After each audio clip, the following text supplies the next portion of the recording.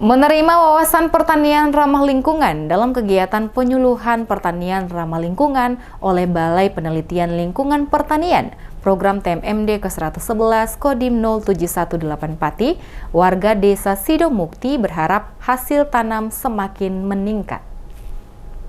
Balai Penelitian Lingkungan Pertanian gelar penyuluhan pertanian ramah lingkungan dalam rangka mendukung program TMMD ke-111 Kodim 0718 Pati di kantor Desa Sidomukti, Kecamatan Jaken, Kabupaten Pati. Dalam kegiatan tersebut, Balai Penelitian Lingkungan Pertanian memberi wawasan kepada warga setempat cara mengelola lahan pertanian ramah lingkungan untuk meningkatkan produktivitas hasil tanam. Menerima materi tersebut, Iswanto berharap Balai Penelitian Lingkungan Pertanian dapat selalu bersinergi dengan para petani untuk memberikan dukungan agar hasil tanam para petani semakin meningkat.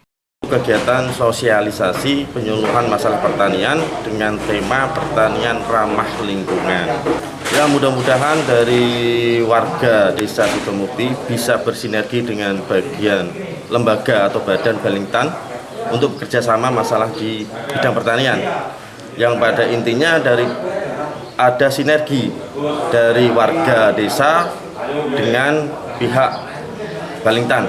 Jadi bisa memajukan atau bisa meningkatkan reproduksi dari hasil pertanian.